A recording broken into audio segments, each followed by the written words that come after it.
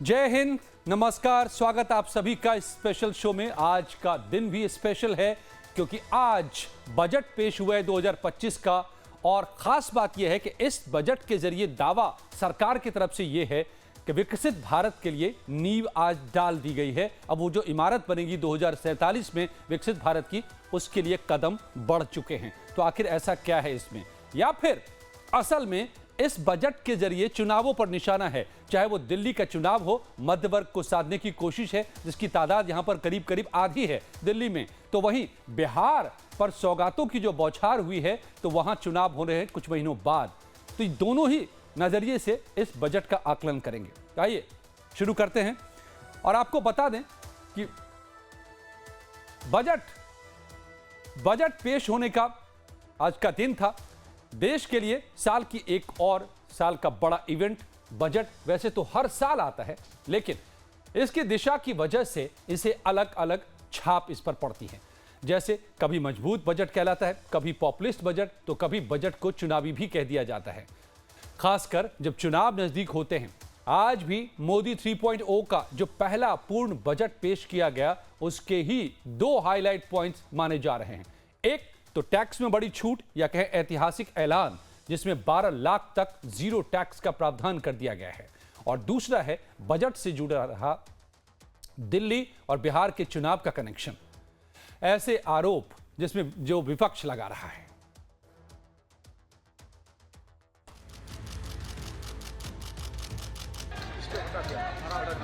These will be in addition to the expansion of the capacity of Patna Airport and a brownfield airport in Beta.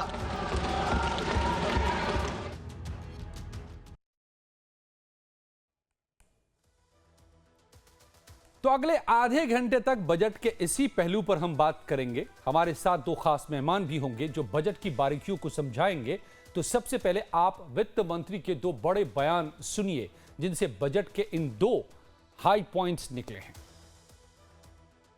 lakh rupees 5%, 8 to 12 lakh rupees 10%, 12 to 16 lakh rupees 15%, 16 to 20 lakh rupees 20%, 20 to 24 lakh rupees 25%, and above 24 lakh rupees 30%. Makhana board in Bihar. For this, there is a special opportunity for the people of Bihar. A Makhana board will be established in the state to improve production, processing, value addition, and marketing of Makhana. 8 lakh rupees 5%, 8 to 12 lakh rupees 10%. तो आप समझिए कि इन दो बड़े ऐलान को लेकर के क्यों कहा जा रहा है कि इसका दिल्ली और बिहार चुनाव से कनेक्शन है। सबसे पहले दिल्ली चलते हैं, लेकिन उससे पहले यह भी समझ लीजिए कि यूं तो बजट में किए गए ऐलान का असर पूरे देश पर होता है। मिडिल क्लास को टैक्स छूट का जो बड़ा ऐलान हुआ है, उससे पूरे देश का मिडिल क्लास जुड़ा है। लेकिन यह भी बात सच है कि देश में सबसे ज्यादा मिडिल क्लास की संख्या अगर कहीं है तो वो है दिल्ली। दिल्ली में बजट पेश होने के बस 4 दिन बाद चुनाव होने वाला है। दिल्ली में कुल 67% आबादी मिडिल क्लास की है, और मिडिल क्लास को उसकी आय से भी ज्यादा, आस से भी ज्यादा मिला है। यानी पूरे 12,75,000 रुपए तक टैक्स छूट इसे गेम चेंजर माना जा रहा है। चुनाव से ऐन पहले दिल्ली में मौजूद 67% मिडिल क्लास लोगों के लिए मोदी 3.0 के पहले पूर्ण बजट में बड़ी सौगात दी गई है। लेकिन इसका लाभ किसे मिलेगा, इस पर बयानबाजी से पहले हम आपको पूरी तफसील से बता देते हैं कि टैक्स पर क्या बड़ा ऐलान हुआ है।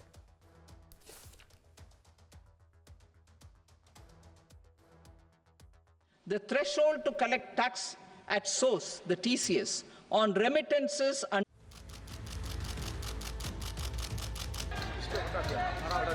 these will be in addition to the expansion of the capacity of Patna Airport and a brownfield airport in Beta.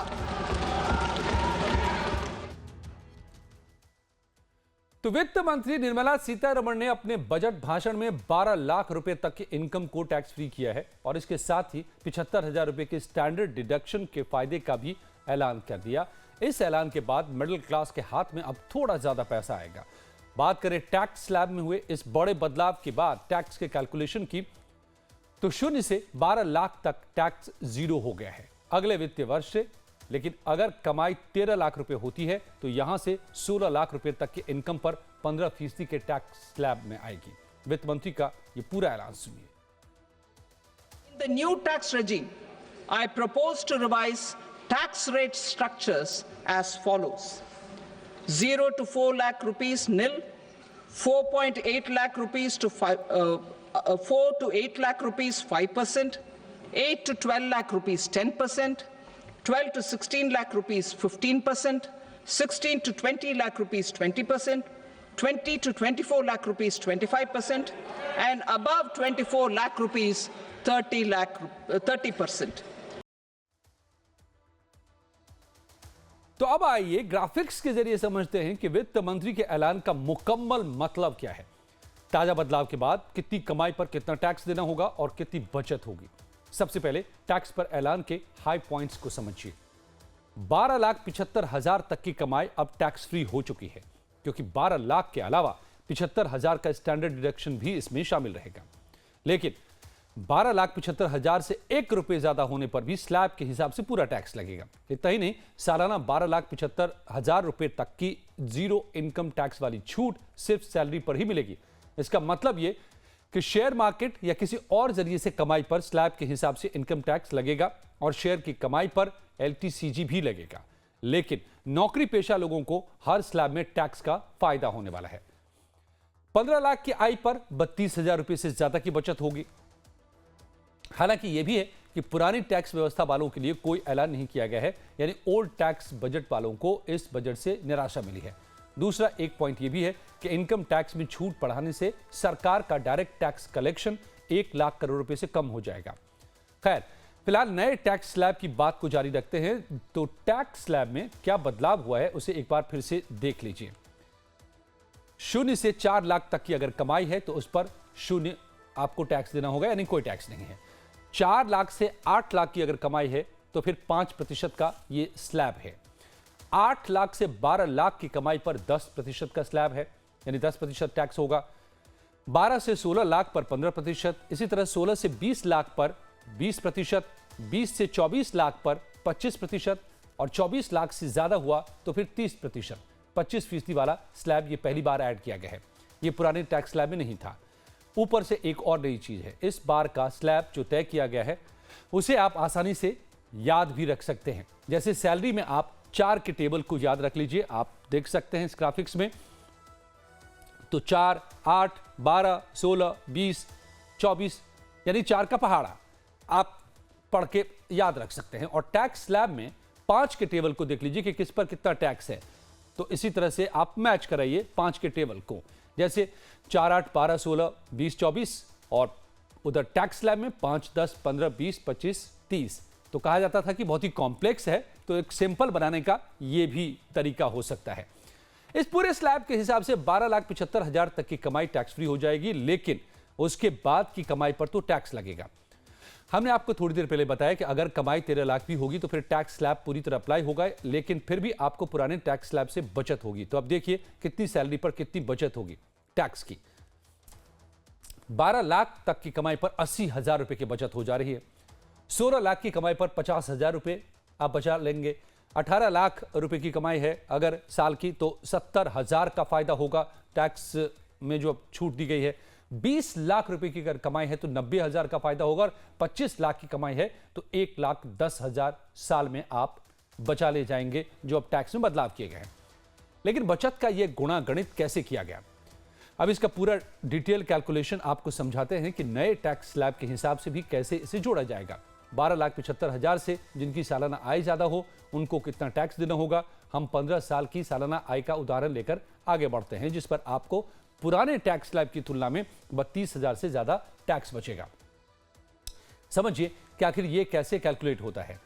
सबसे पहले 15 लाख की आय में स्टैंडर्ड डिडक्शन के 75,000 रुपए को आप हटा दीजिए, तो आयकर के दायरे में इनकम की राशि आई 14,25,000 रुपए।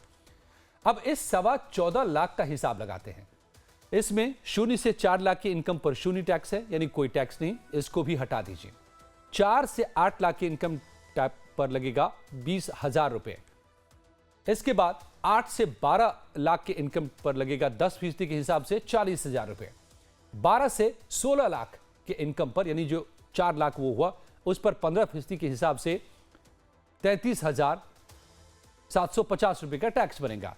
और इस तरह 15 लाख के इनकम पर अब 93,750 रुपए टैक्स जुड़ चुका है। लेकिन इस पर 4% सेस की व्यवस्था है, जो 3,750 रुपए होता है।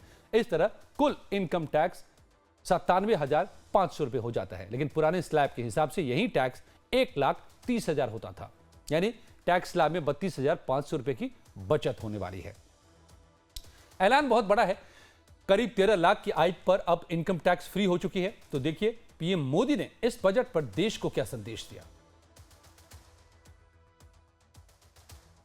साथियों, अब इस बजट में 12 लाख रुपए तक की आय को टैक्स से मुक्त कर दिया गया है। सभी आय वर्ग के लोगों के लिए टैक्स में भी कमी की गई है। इसका बहुत बड़ा फायदा हमारे मिडिल क्लास को,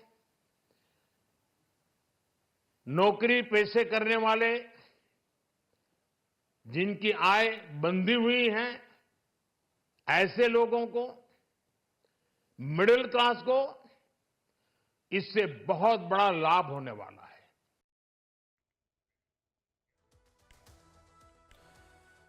तो मेरे साथ दो खास मेहमान भी जुड़ गए हैं। रॉय तपन साहब हैं, रॉय तपन भारतीय जर्नलिस्ट हैं, और पंकज मिश्रा साहब हैं, सीईओ टैक्स एक्सपर्ट हैं। आप दोनों का बहुत बहुत स्वागत करते हुए, तो देश को विकसित करने वाला बजट या फिर चुनाव को साधने वाला बजट, या फिर एक तीर से ये दोनों निशान हैं। मेरे साथ दो मेहमान जुड़ गए हैं। रॉय तपन भारतीय जर्नलिस्ट और पंकज मिश्रा सीए और टैक्स एक्सपर्ट हैं। आप दोनों का फिर से एक बार स्वागत करते हुए, जल्दी से रॉय तपन भारतीय जी, आपको क्या लगता है, क्या है ये चुनाव बिहार, दिल्ली और बिहार को साधने की कोशिश, या वाकई देश को विकसित करने की कोशिश? मुझे तो लगता है कि दिल्ली और बिहार दोनों को साधा गया है, क्योंकि दिल्ली में इलेक्शन होना ही है, 5 फरवरी को मतदान है। तो आपने देखा कि भारतीय जनता पार्टी के विपक्ष जो पार्टियां खड़ी हैं, उन्होंने कहा कि मिडिल क्लास को कोई फायदा नहीं हो रहा है, घाटे में है। तो मिडिल क्लास का मसला इतना ज्यादा उठाया गया, और मीडिया में भी काफी उठा मिडिल क्लास का मामला। तो जाहिर था कि सरकार दबाव में थी कि मिडिल क्लास को खुश किया जाए, और ये बड़े लंबे अरसे से डिमांड थी कि इनकम टैक्स में छूट का दायरा बढ़ाया जाए। तो सरकार ने एक लंबी मांग को पूरा किया। साथ में बिहार से बहुत सारी, बिहार के बारे में ऐसी घोषणाएं हुई, वो सीधा सीधा दिख रहा है कि जो जाड़े में, शीतकाल में जो वहाँ इलेक्शन होना है, उसमें वहाँ के मतदाताओं पर एनडीए को लाभ हो सके, उसके लिए बंदोबस्त किया गया। जैसे उन्होंने, वित्त मंत्री ने घोषणा की कि पटना के पास दूसरा एयरपोर्ट बिहटा में बनेगा। बिहटा में जमीन का एक्वायरमेंट काफी पहले कर लिया गया था। बिहार सरकार लगी हुई थी कि चूंकि पटना का जो पुराना एयरपोर्ट है वो छोटा पड़ रहा है, उसकी लंबाई बढ़ाना, रनवे की लंबाई भी नहीं बढ़ा सकते हैं, रनवे 1 और 2, 1 के बाद 2 और 3 करना भी मुश्किल था, क्योंकि चारों तरफ आबादी बहुत बसी हुई है। तो उसे यदि बिहटा में यदि बनेगा तो शायद इंटरनेशनल एयरपोर्ट में कन्वर्ट हो, तो एक बड़ी मांग। मखाना के लिए उन्होंने बोर्ड की घोषणा की, वो भी एक बहुत अरसे से मांग थी। कहते तो ठीक है, कि मैं आपके पास लौटता हूं। आपको लगता है मोटे तौर पर कि ये चुनाव को, तपन साहब की, ये चुनाव को कहीं ना कहीं साधने की कोशिश है, जो कि दिल्ली में भी और बिहार में भी। बजट सियासी भी है। बजट सियासी भी है। मेरे साथ पंकज मिश्रा साहब भी हैं, जो कि सीए भी हैं, टैक्स एक्सपर्ट भी हैं। पंकज जी, ठीक है, ये राजनीति में तो राजनीति हमेशा शामिल रहती है, राजनेता जब कुछ भी करते हैं तो, लेकिन सिर्फ वही है या वाकई जरूरत भी थी बाजार की, इकोनॉमी की, कि जो अंडर प्रेशर था मिडिल क्लास, खर्च नहीं कर पा रहा था, बाजार मंदा हो रहा था। दूसरी तरफ बिहार की बात करें तो देश विकसित बनने चला है और बिहार अभी भी गड्ढे में ही रह गया था। तो दोनों की जरूरत को देखते हुए भी यह कदम है, या सिर्फ सियासत है? आपको क्या लगता है? कि मुझे तो लगता है कि जो नीड थी, एक्चुअली में जो रिक्वायरमेंट थी, गवर्नमेंट ने उस रिक्वायरमेंट को कंसिडर किया है। देखिए, चुनाव होना और उसका किसी भी तरीके से इस एंगल से उसको कनेक्ट करना, ये एक डिफरेंट मोटिव है, ये डिफरेंट ऑब्जेक्टिव है। लेकिन एज फार एज प्रोफेशनल, अगर मैं आपको एक चीज बताऊं, तो आज से नहीं, जब से सरकार आई है तब से मिडिल क्लास इस उम्मीद में है कि चलो हमारे को कुछ अच्छा बेनिफिट मिलेगा, गवर्नमेंट टैक्स स्लैब में अच्छा लेके आएगी, हमारी कमाई बढ़ेगी, या कमाई ना भी बढ़े सपोज करो, तो कम से कम हमारे जो आउट ऑफ पॉकेट एक्सपेंडिचर हैं वो खर्चे हमारे कम हो जाएंगे। तो गवर्नमेंट ने इस चीज को ध्यान में रखते हुए इसका प्रॉपर संज्ञान लिया है, और उन्होंने समझा कि भाई अभी मिडिल क्लास को हम नहीं देखेंगे तो ये फिर इनके एक्सपेक्टेशन को कैसे मीट आउट होगा। तो उस चीज को ध्यान में रखते हुए इन्होंने कंसिडर करा है, और मैं तो कहता हूं कि ये बहुत जरूरी था इस बार इनको टैक्स स्लैब में चेंज करना। और क्योंकि इन्फ्लेशन इतना ज्यादा बढ़ गया है, इन्फ्लेशन इतना बढ़ने की वजह से हमारे पॉकेट में पैसे बचते नहीं है खर्चा करने के लिए। जब तक पॉकेट में पैसा बचेगा नहीं, हम खर्चा करेंगे नहीं, इकोनॉमी कैसे बढ़ेगी सर? इकोनॉमी को बढ़ाने के लिए जरूरी है कि हर किसी के पॉकेट में पैसा हो, हर कोई मार्केट जाए, हर कोई एक्सपेंडिचर इनकर करे। और जब एक बंदा एक्सपेंडिचर इनकर करेगा, डेफिनेटली उससे चार जगह इकोनॉमी रूट करेगी, और अकॉर्डिंगली देश में इकोनॉमी स्ट्रेंथन होगा। उसके जी साथ साथ इस बजट में बहुत इंपॉर्टेंट चीज जो ये जी। मैं कहूंगा बिहार के लिए, जैसे अभी आपने कहा मैं बिहार के सर, सवाल पर आता मखाना हूं। उद्योग। जरा बिहार को लेकर के क्या कहा गया पहले ये बता देता हूं, फिर आप दोनों के पास में लौटता हूं। दिल्ली के बाद अब बिहार की भी बात देखिए। निर्मला सीतारमण ने आज बजट पेश करने से पहले ही संदेश दे दिया कि बजट में बिहार के लिए बहुत कुछ है। बजट के दिन आज वित्त मंत्री ने क्रीम रंग की साड़ी पहनी थी। आपने गौर किया होगा, वो साड़ी भी खास थी। उसका भी संबंध बिहार के मिथिलांचल से खास कनेक्शन के तौर पर है। निर्मला ने खास दिन के लिए मिथिला कला वाली ये साड़ी चुनी थी। मधुबनी आर्ट प्रिंट वाली इस साड़ी के जरिए कह सकते हैं वित्त मंत्री ने प्रतीकों की राजनीति का भी इस्तेमाल किया। हर साल बजट के मौके पर वित्त मंत्री निर्मला सीतारमण अलग अलग रंगों की खूबसूरत सिल्क और कॉटन साड़ियों में नजर आती हैं, लेकिन इस बार उन्होंने क्रीम कलर की साड़ी मधुबनी आर्ट प्रिंट वाली पहनी। हालांकि यह साड़ी उन्हें तोहफे में मिली थी। इस साड़ी को बिहार की रहने वाली पद्मश्री पुरस्कार विजेता दुलारी देवी ने उनको गिफ्ट किया था। बता दें कि जब वित्त मंत्री मिथिला कला संस्थान में क्रेडिट आउटरीच एक्टिविटी के लिए मधुबनी गई थी, तो उस दौरान उनकी मुलाकात दुलारी देवी से हुई थी, और तभी बिहार में मधुबनी कला पर दोनों के बीच में लंबी बातचीत भी हुई थी। और उसी मुलाकात में दुलारी देवी ने वित्त मंत्री को ये साड़ी गिफ्ट की थी। खैर, तो अब आगे बढ़ते हैं और बिहार के लिए बजट में हुए ऐलान की भी बात देखिए। 5 बड़े ऐलान बिहार के लिए हुए। केंद्र सरकार बिहार में फूड प्रोसेसिंग इंस्टीट्यूट यानी कि national institute of food technology की स्थापना करेगी। इससे पूरे पूर्वी भारत में फूड प्रोसेसिंग को बढ़ावा मिलेगा और साथ ही नए रोजगार पैदा होंगे। नंबर 2, मिथिलांचल में किसानों के लिए मखाना बोर्ड बनाने का ऐलान होगा। नंबर 3, पटना एयरपोर्ट को एक्सपेंड किया जाएगा। पटना एयरपोर्ट का विस्तार करने और बिहटा में ब्राउन फील्ड एयरपोर्ट बनाने का ऐलान किया गया है। नंबर 4, पटना आईआईटी के लिए इंफ्रा पुश किया जाएगा। हॉस्टल और दूसरे इंफ्रास्ट्रक्चर को बेहतर किया जाएगा। ऐलान नंबर 5 बिहार के लिए हुआ कि मिथिलांचल के विकास पर फोकस रहेगा। पश्चिमी कोसी नहर परियोजना के लिए वित्तीय सहायता प्रदान की जाएगी। वित्त मंत्री का कहना है कि इससे मिथिलांचल क्षेत्र में 50,000 हेक्टेयर क्षेत्र में खेती करने वाले किसानों को बड़ा फायदा होगा। केंद्र सरकार ने बिहार में मखाना बोर्ड स्थापित करने की भी घोषणा की है, और इसके साथ सरकार का दावा है कि बोर्ड स्थापित होने से मखानों के उत्पादन में बढ़ोतरी होगी, उसकी मार्केटिंग में भी मदद मिलेगी। इससे इंडस्ट्री को टेक्निकल सपोर्ट मिलेगा, नए नए मशीनों का इस्तेमाल बढ़ेगा, साथ ही मखाना किसानों को प्रशिक्षण भी मिलेगा। मखाना उत्पादन में लगे लोगों को एफपीओ में ऑर्गेनाइज किया जाएगा। सुनिए बिहार के बड़े बड़े नेता इसे लेकर क्या कह रहे हैं।